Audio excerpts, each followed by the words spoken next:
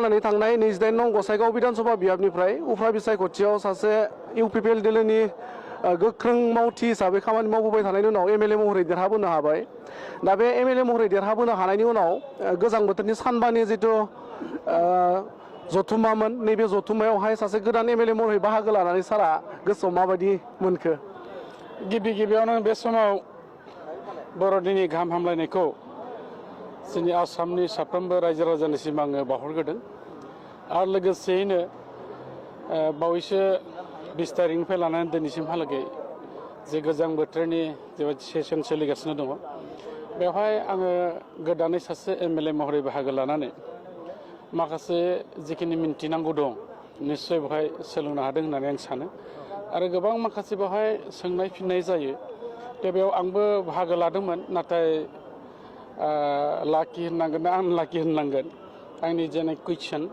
बेयो फैदोंब्लाबो नाथाय टाइमनि अभाबनि थाखाय आं होननो मोनाखिसै जाउनाव जोंनि गसाइगाव समस्तिनि रायजो राजाफ्रा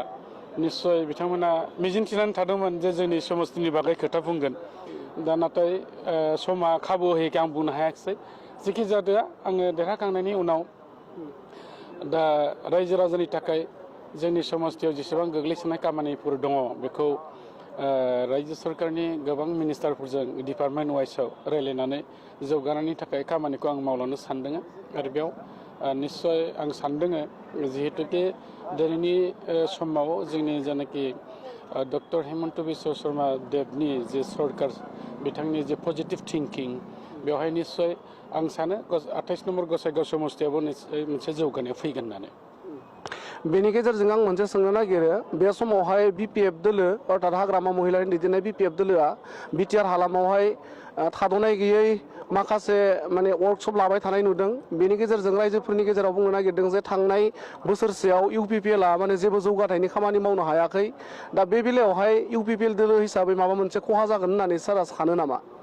बयहाबो गावबागाव दोलोआ गावबागाव दोलोनि मानसिफोरखौ लानानै वर्कशप फाथिनाय एबा मेल मिटिं खुंनायनि अधिकारा बयहाबो थायो हयथ' बे हिसाबै बिपिएफ दोलोआ दिनै खालायदों नाथाय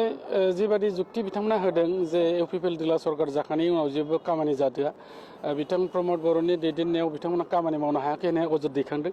नाथाय बे माब्लाबाबो नङा गोबां माखासे खामानिखौ मावदों नाथाय जिखिनि माखासे फिसा फिसौ मावनो दा हादोआखै बे जाहैबाय सारा बिश्व नाङैनो जे कर'ना महामारिनि जे प्रकप गोलैदोंमोन बिनि थाखाय गासिबो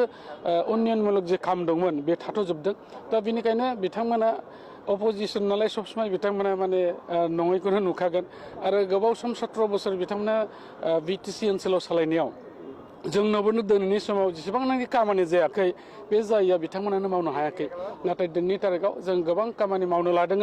नैबे जानुवारि दाननिफ्राय गोबां खामानिया जागोन जोंनि गोख्रों सासे दैदेनगिरि प्रमद बर' बिथां एबा चिफनि दैदेननायाव निस्सय खामानिया जोंनि बिटिआर ओनसोलाव जागोन जोंहा बेवहाय मिजिंथिनाय दङ आरो रायजो राजाफ्राबो आसास दङ जे थारैनो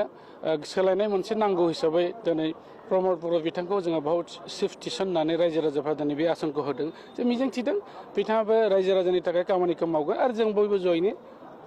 बिटिआरनि जौगाथायनि थाखाय बेराफारफ्रोमनि थाखाय जों खामानिखौ मावलांबाय थागोन।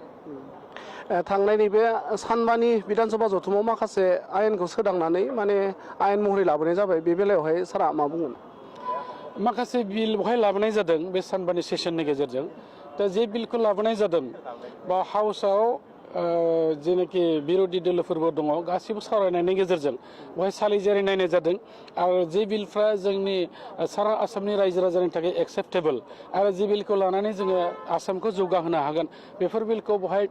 सावरायनानै पास खालायनाय जादों आरो माखासे हयथ' फिसा फिसौ खुथि नाथिखौ सोदांनानै लानाय बाथ्राखौबो बुंदों आं सानदों बे जिखिनि बिल फैबाय बेयाव बे बिलनि गेजेरजों मोजां परिबेसा जोंनि गेजेराव फैगोन। गोजोननाय थाबाय सार।